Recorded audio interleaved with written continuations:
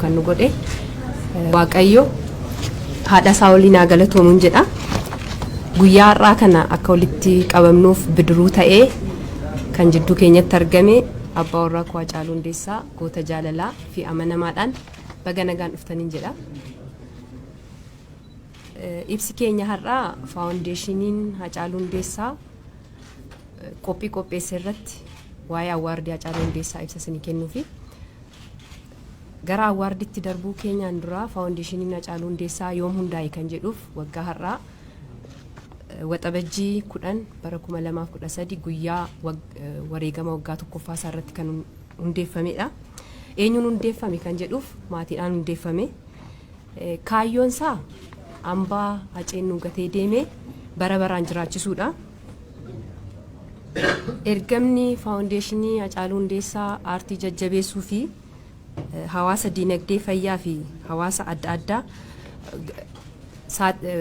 rakkoo adda addaaf saaxilaman gargaaruudha. Mul'anni isaa immoo hawaasa haqa qabuu fi walqixxummaa dhaabbachuu danda'u arguudha. Hojiin gurguddoon faawundeeshiniin Hacee keessa irratti xiyyeeffatu keessaa aartii jajjabeessuudha. Aartii jajjabeessuun naa jennu wal dorgommii yookaan badhaasa Hacaaluu Hundeessaa qopheessee aartii adda addaa irratti wal dorgomsiisee dorgommii iftoomina qabuu fi sadarkaa eeggate badhaasa miira wal dorgommii cimaa uumuun sadarkaa aartii guddisuudha. Inni lammataan sagantaa wal dorgommii aartii maqaa Hacaaluu Hundeessaatiin yookaan immoo Idol Show Hacaaluu Hundeessaa jedhamu artistoota calqabuun artistoota jalaa dhufeeyyii miira wal dorgommii uumuu fi guddisuudha. Inni kaan giddugala aartii Hacaaluu Hundeessaa yookaan immoo Art Gallery Hacaaluu Hundeessaa dhaabuun artistoota keenya bakka itti leenjuu danda'an qopheessuudha. Hojii tola ooltummaa keessatti namoota gargaaruu eeguu jennu inni eeguu lubbuun jiru wantoota adda addaa gochaa ture xiqqaa hanga guddaatti nutis hin gargaarra. Dhaabbanni isaa kunis kanaaf dhaabbate jechuudha. Kan biraa sagantaalee misooma hawaasaa fidan kanneen akka mana barumsaa, dhiyeessii bishaan qulqulluu fi kan kana fakkaatan irratti ni hojjeta. Gara badhaasa Hacaaluu Hundeessaatti yogguu isinii dabarru faawundeeshiniin Hacaaluu Hundeessaa edda hundaa'ee waggaa tokko ta'eera.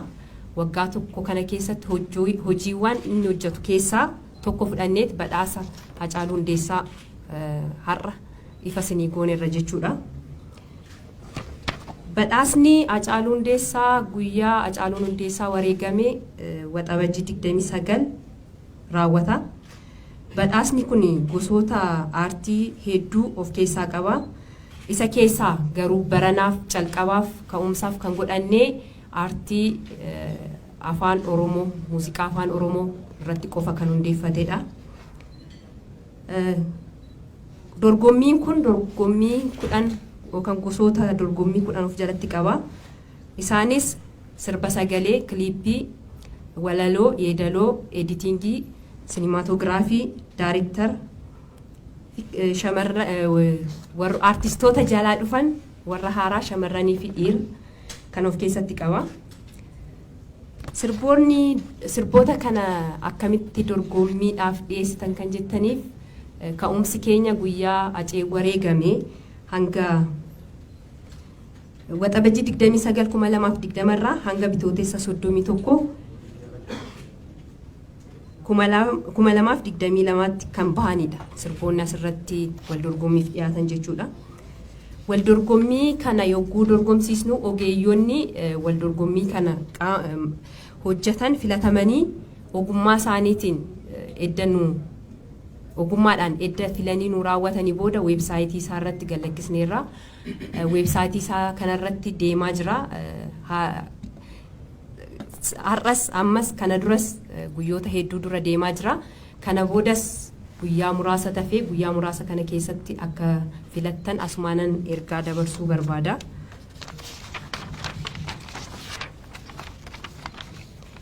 guyyaan weebsaayitiin dhaabbatu yookaan xumuramu guyyaa xiqqoo waan ta'eef gaafa 18/20/22 xumurama. Itti aansuudhaan ergaa gabaabaa SMS-dhaan calqabna. SMS-in guyyaa 19/2022 irraa kaasee marsaa irratti ni gallakkifama. Ammas irra deebi'ee uummanni keenya sagantaa kana hordoftanii akka filattan akka artistoota keenya nuuf filtan akka nus nu jajjabeessitanin ergaa godhaamadha. Faawundeeshiniin Hacaaluu Hundeessaa maal hojjetaa, maal karoorfatee, maal keessatti arganna kan jettaniif immoo weebsaayitiin isaa jira. Fuula feesbuukii isaa irratti maxxana, achirratti argachuu dandeessu. Egaa faawundeeshinii Acee immoo akkamitti gargaarra kan jettaniif ammas fuula feesbuukii isaa irratti lakkoofsa akkaawuntii hin maxxana. Warroonni kaayyoo faawundeeshinii Hacaaluu Hundeessaa galmaan ga'uuf yaadaan, hojiin, beekumsaan nu cinaa dhaabbattan akkasumas ispoonsara nu taatan, ispoonsara nuuf ta'uuf yaada qabdan gaazexeessitoonni har'a asitti argamtan hundi keessanuu maqaa faawundeeshinii Hacaaluu Hundeessaatiin galatoomaa jedha. Hundi keenya akkuma beekamu dhugaan Acee egaa amma yoonaan hin argamne hundi keenya amantii qabnuun dhugaan Acee waaqa bira jira, waaqaa gaditti namoota hedduu bira jira. Dhugaan Aceen kun akka nuuf ba'u amantii qabdaniin bakka jirtanitti yeroo maraa kan jedhu nuuf kadhadhaan jedha. Ulfaadhaa faawundeeshinii Hacaaluu Hundeessaa.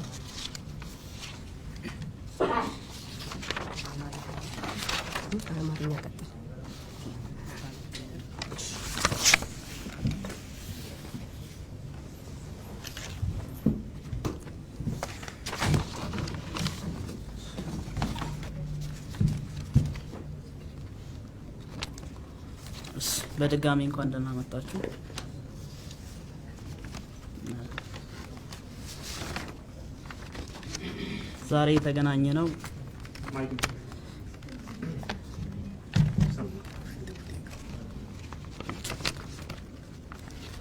ዛሬ የተገናኘ ነው ሀጫሉ ሁንዴሳ ፋውንዴሽን የተመሰረተበት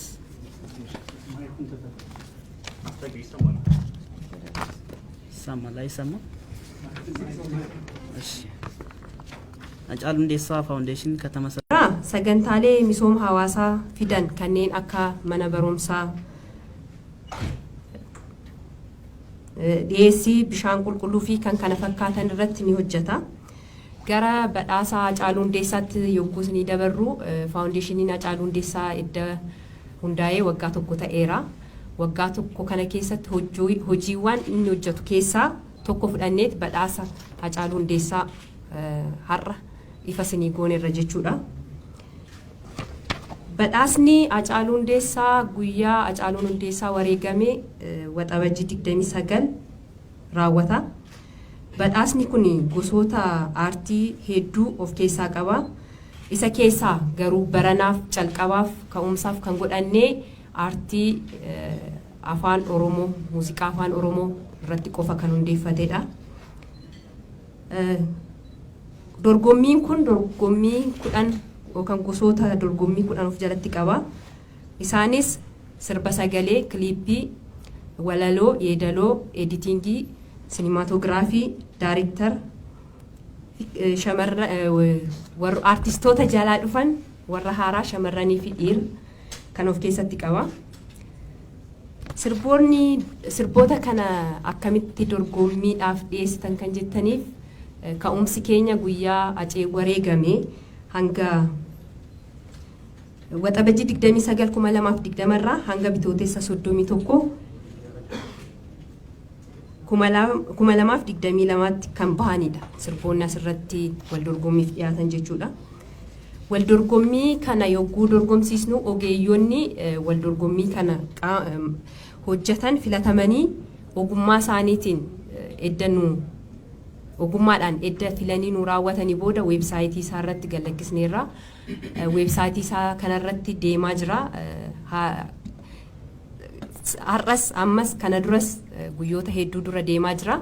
Kana boodas guyyaa muraasa tafee guyyaa muraasa kana keessatti akka filattan asumaanan ergaa dabarsuu barbaada.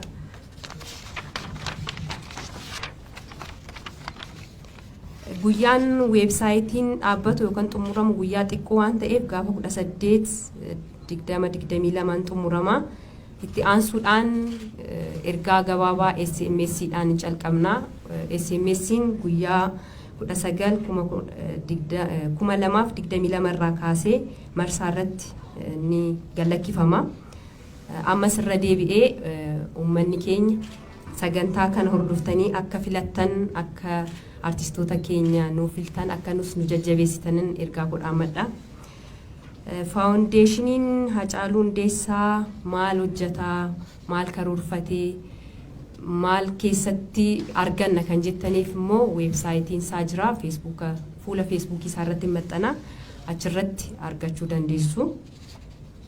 Egaa faawundeeshinii Acee immoo akkamitti gargaarra kan jettaniif ammas fuula feesbuukii isaa irratti lakkoofsa akkaawuntii hin maxxana. Warroonni kaayyoo faawundeeshinii Hacaaluu Hundeessaa galmaan ga'uuf yaadaan, hojiin, beekumsaan nu cinaa dhaabbattan akkasumas ispoonsara nu taatan, ispoonsara nuuf ta'uuf yaada qabdan gaazexeessitoonni har'a asitti argamtan hundi keessanuu maqaa faawundeeshinii Hacaaluu Hundeessaatiin galatoomaan jedha. Hundi keenya akkuma beekamu dhugaan Acee egaa amma yoonaan nun argamne hundi keenya amantii qabnuun dhugaan Acee waaqa bira jira, waaqaa gaditti namoota hedduu bira jira. Dhugaan Aceen kun akka nuuf ba'u amantii qabdaniin bakka jirtanitti yeroo mara kan jedhu nuuf kadhadhaan jedha. Ulfaadhaa faawundeeshinii Hacaaluu Hundeessaa.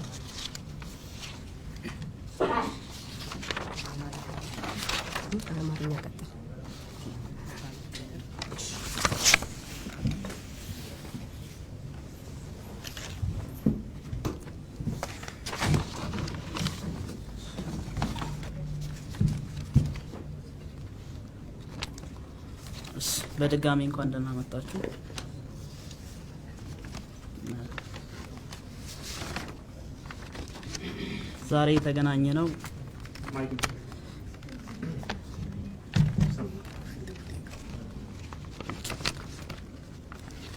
ዛሬ የተገናኘ ነው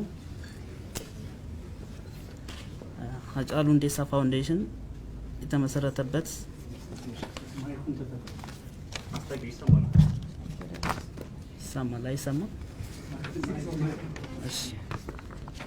Hacaaluu Hundeessaa ፋውንዴሽን ከተመሰረተ kan nu godhe Waaqayyo haadha isaa waliin haa galatoomu jedha.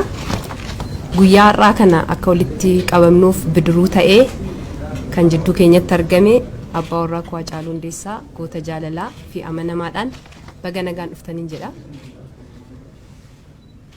Ibsi keenya har'aa faawundeeshiniin Hacaaluu Hundeessaa qophii qopheesse irratti waa'ee awwaardii Hacaaluu Hundeessaa ibsa isinii kennuufi gara awwaardiitti darbuu keenyaan dura faawundeeshiniin Hacaaluu Hundeessaa yoom hundaa'e kan jedhuuf waggaa har'aa waxabajjii 10 bara 2013 guyyaa wareegama waggaa tokkoffaa isaa irratti kan hundeeffamedha.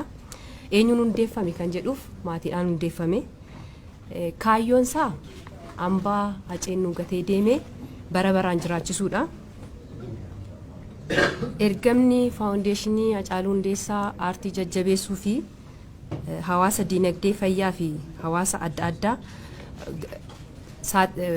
rakkoo adda addaaf saaxilaman gargaaruudha. Mul'anni isaa immoo hawaasa haqa qabuu fi walqixxummaa dhaabbachuu danda'u arguudha. Hojiin gurguddoon faawundeeshiniin Acee keessa irratti xiyyeeffatu keessaa aartii jajjabeessuudha. Aartii jajjabeessuun naa jennu wal dorgommii yookaan badhaasa Hacaaluu Hundeessaa qopheessee aartii adda addaa irratti wal dorgomsiisee dorgommii iftoomina qabuu fi sadarkaa eeggate badhaasa miira wal dorgommii cimaa uumuun sadarkaa aartii guddisuudha. Inni lammataan sagantaa wal dorgommii aartii maqaa Hacaaluu Hundeessaatiin yookaan immoo Idol Show Hacaaluu Hundeessaa jedhamu artistoota calqabuun artistoota jalaa dhufeeyyii miira wal dorgommii uumuu fi guddisuudha. Inni kaan giddugala aartii Hacaaluu Hundeessaa yookaan immoo aart gaalarii Hacaaluu Hundeessaa dhaabuun artistoota keenya bakka itti leenjuu danda'an qopheessuudha. Hojii tola ooltummaa keessatti namoota gargaaruu eeguu jennukaa inni eeguu lubbuun jiru wantoota adda addaa gochaa ture. Xiqqaa hanga guddaatti nutis hin gargaarra. Dhaabbanni isaa kunis kanaaf dhaabbate jechuudha. Kan biraa sagantaalee misooma hawaasaa fidan kanneen akka mana barumsaa, dhiyeessii bishaan qulqulluu fi kan kana fakkaatan irratti ni hojjeta. Gara badhaasaa Hacaaluu Hundeessaatti yogguu ni dabarru faawundeeshiniin Hacaaluu Hundeessaa edda hundaa'ee waggaa tokko ta'eera. Waggaa tokko kana keessatti hojiiwwan inni hojjetu keessaa tokko fudhanneet badhaasa Hacaaluu Hundeessaa har'a ifa sinii goonerra jechuudha.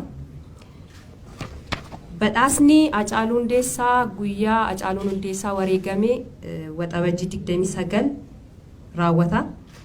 Badhaasni kun gosoota aartii hedduu of keessaa qaba.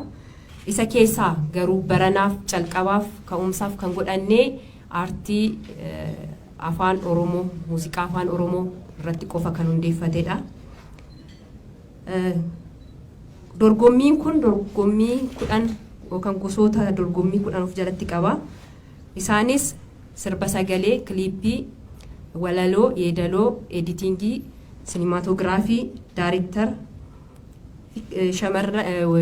warra artistoota jalaa dhufan, warra haaraa, shamarranii fi dhiira kan of keessatti qaba. Sirboota kana akkamitti dorgommiidhaaf dhiyeessitan kan jettaniif ka'umsi keenya guyyaa Hacee wareegame hanga waxabajjii 29/2020 irraa hanga bitootessa 31 2022 kan bahanidha. Sirboonni asirratti wal dorgommiif dhiyaatan jechuudha. Wal dorgommii kana yogguu dorgomsiisnu ogeeyyoonni wal dorgommii kana hojjetan filatamanii ogummaa isaaniitiin ogummaadhaan edda filanii nu raawwatanii booda weebsaayitii isaa irratti gallakkisneerra. Weebsaayitii isaa kanarratti deemaa jira. Har'as ammas kana duras guyyoota hedduu dura deemaa jira. Kana boodas guyyaa muraasa tafee guyyaa muraasa kana keessatti akka filattan asumaanan ergaa dabarsuu barbaada.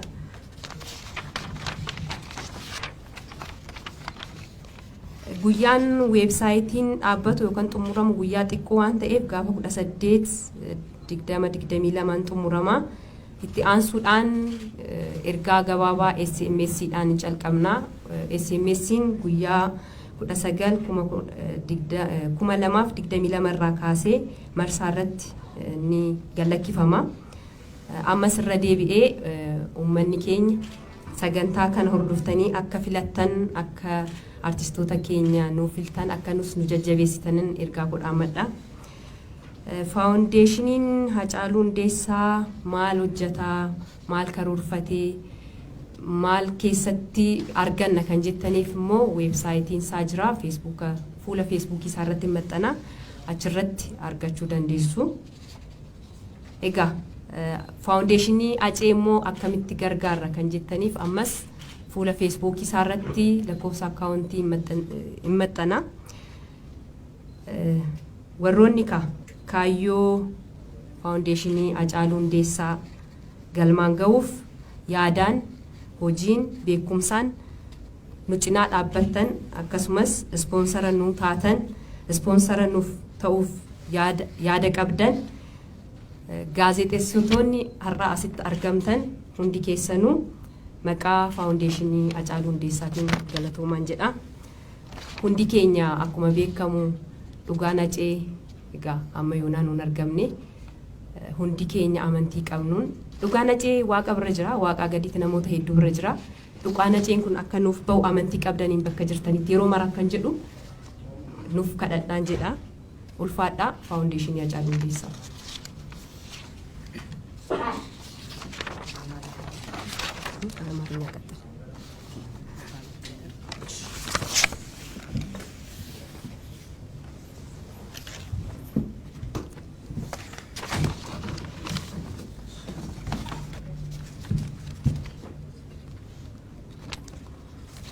በድጋሚ እንኳን ደህና መጣችሁ።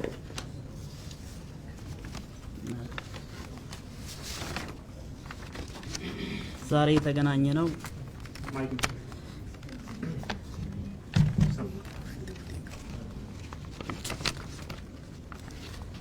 የተገናኘ ነው ሃጫሉ ሁንዴሳ ፋውንዴሽን የተመሰረተበት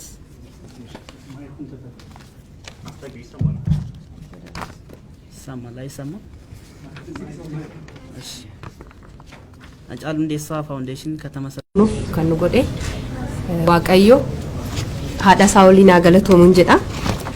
Guyyaa har'aa kana akka walitti qabamnuuf bidiruu ta'ee kan jidduu keenyatti argame abbaa warraa koo Hacaaluu Hundeessaa goota jaalalaa fi amanamaadhaan baga nagaan dhuftaniin jedha. Ibsi keenya har'aa faawundeeshiniin Hacaaluu Hundeessaa qopheesse irratti waa'ee awwaardii Hacaaluu Hundeessaa ibsa isinii kennuufi gara awwaardiitti darbuu keenyaan dura faawundeeshiniin Hacaaluu Hundeessaa yoom hundaa'e kan jedhuuf waggaa har'aa waxabajjii 10 bara 2013 guyyaa wareegama waggaa tokkoffaa isaa irratti kan hundeeffamedha. Eenyuun hundeeffame kan jedhuuf maatiidhaan hundeeffame. Kaayyoon isaa hambaa haceennu gatee deemee bara baraan jiraachisuudha. Ergamni faawundeeshinii Hacaaluu Hundeessaa aartii jajjabeessuu fi hawaasa diinagdee fayyaa fi hawaasa adda addaa rakkoo adda addaaf saaxilaman gargaaruudha. Mul'anni isaa immoo hawaasa haqa qabuu fi walqixxummaa dhaabbachuu danda'u arguudha. Hojiin gurguddoon faawundeeshinii Hacee keessa irratti xiyyeeffatu keessaa aartii jajjabeessuudha. Aartii jajjabeessuun naa jennu wal dorgommii yookaan badhaasa Hacaaluu Hundeessaa qopheessee aartii adda addaa irratti wal dorgomsiisee dorgommii iftoomina qabuu fi sadarkaa eeggate badhaasa miira wal dorgommii cimaa uumuun sadarkaa aartii guddisuudha. Inni lammataan sagantaa wal dorgommii aartii maqaa Hacaaluu Hundeessaatiin yookaan immoo Idol Show Hacaaluu Hundeessaa jedhamu artistoota calqabuun artistoota jalaa dhufeeyyii miira wal dorgommii uumuu fi guddisuudha. Inni kaan giddugala aartii Hacaaluu Hundeessaa yookaan immoo aart gaalarii Hacaaluu Hundeessaa dhaabuun artistoota keenya bakka itti leenji'uu danda'an qopheessuudha. Hojii tola ooltummaa keessatti namoota gargaaruu eeguu jennu inni eeguu lubbuun jiru wantoota adda addaa gochaa ture xiqqaa hanga guddaatti nutis hin gargaarra. Dhaabbanni isaa kunis kanaaf dhaabbate jechuudha. Kan biraa sagantaalee misooma hawaasaa fidan kanneen akka mana barumsaa, dhiyeessii bishaan qulqulluu fi kan kana fakkaatan irratti ni hojjeta. Gara badhaasa Hacaaluu Hundeessaatti yogguu ni dabarru faawundeeshiniin Hacaaluu Hundeessaa edda hundaa'ee waggaa tokko ta'eera. Waggaa tokko kana keessatti hojiiwwan inni hojjetu keessaa tokko fudhanneet badhaasa Hacaaluu Hundeessaa har'a ifa isinii gooneerra jechuudha. Badhaasni Hacaaluu Hundeessaa guyyaa Hacaaluun Hundeessaa wareegame waxabajjii 29 raawwata. Badhaasni kun gosoota aartii hedduu of keessaa qaba. Isa keessaa garuu baranaaf calqabaaf ka'umsaaf kan godhannee aartii afaan Oromoo, muuziqaa afaan Oromoo irratti qofa kan hundeeffatedha. Dorgommiin kun dorgommii 10 yookaan gosoota dorgommii 10 of jalatti qaba. Isaanis sirba sagalee, kiliippii, walaloo, yeedaloo, editingii, sinematogiraafii, daayiriktar, warra artistoota jalaa dhufan warra haaraa shamarranii fi dhiira kan of keessatti qaba. Sirboota kana akkamitti dorgommiidhaaf dhiyeessitan kan jettaniif ka'umsi keenya guyyaa Hacee wareegame hanga waxabajjii 29/2020 irraa hanga bitootessa 31 2022 kan bahanidha. Sirboonni asirratti wal dorgommiif dhiyaatan jechuudha. waldorgommii kana yogguu dorgomsiisnu ogeeyyoonni waldorgommii kana hojjetan filatamanii ogummaa isaaniitiin eddanuu ogummaadhaan edda filanii nu raawwatanii booda weebsaayitii isaa irratti galakkisneerra. Weebsaayitii isaa kanarratti deemaa jira. Har'as ammas kana duras guyyoota hedduu dura deemaa jira. Kana boodas guyyaa muraasa tafee guyyaa muraasa kana keessatti akka filattan asumaanan ergaa dabarsuu barbaada.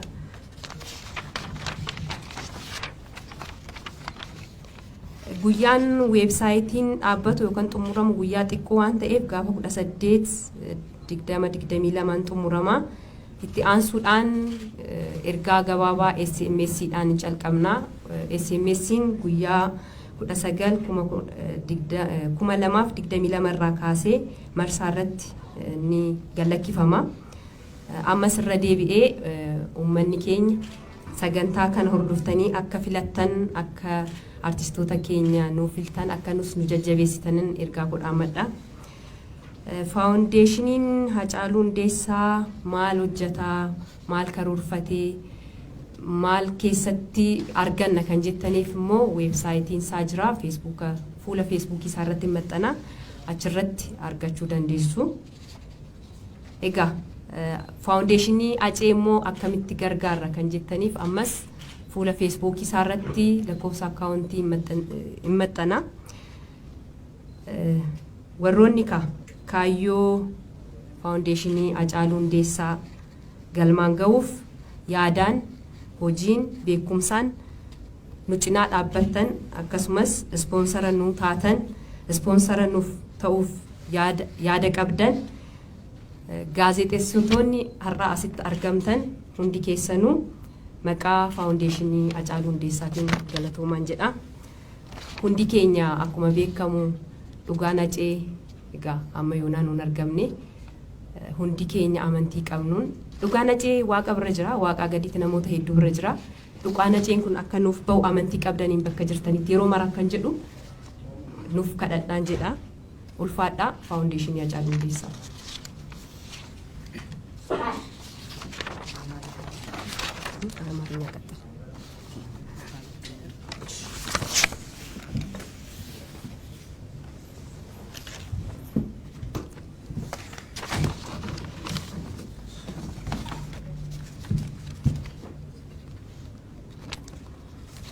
በድጋሚ እንኳን ደህና መጣችሁ።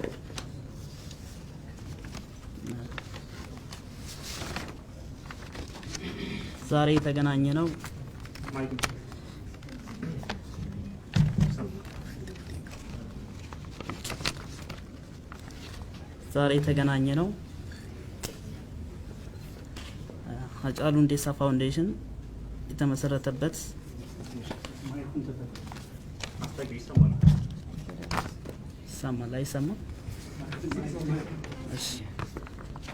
ሀጫሉ ሁንዴሳ ፋውንዴሽን ከተመሰረተ kan nu godhe Waaqayyo haadha isaa waliin galatoomuun jedha.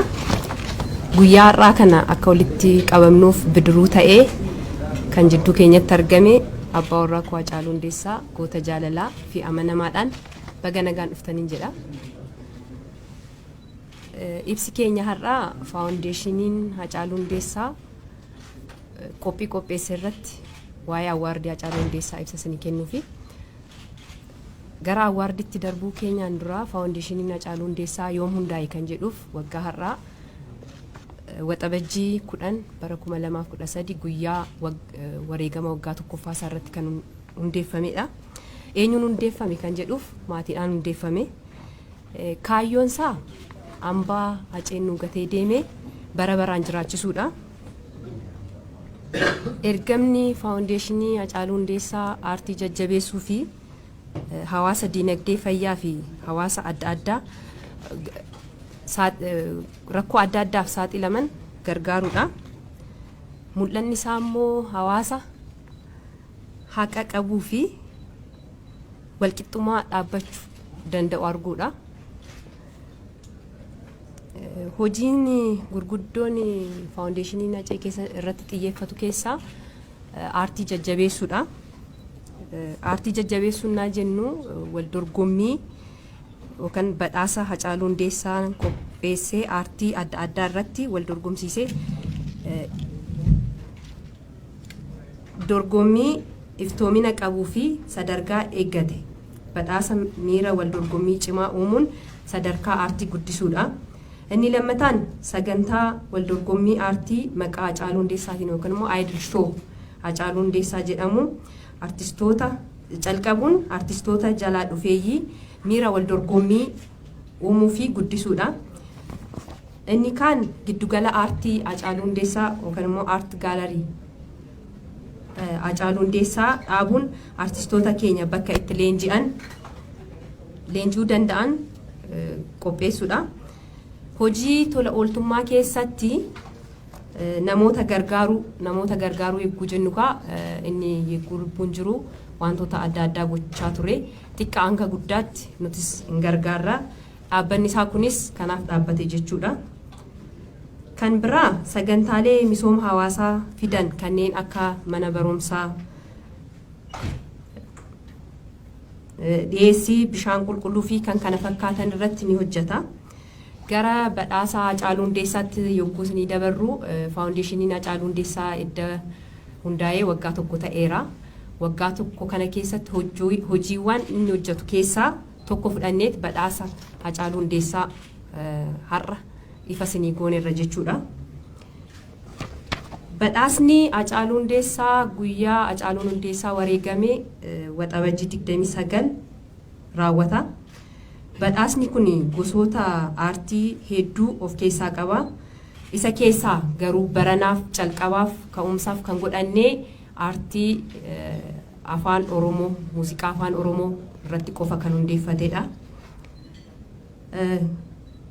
Dorgommiin kun dorgommii 10 yookaan gosoota dorgommii 10 of jalatti qaba. Isaanis sirba sagalee, kiliippii, walaloo, yeedaloo, editingii, sinematografii, daarektar, warra artistoota jalaa dhufan warra haaraa shamarranii fi dhiira kan of keessatti qaba.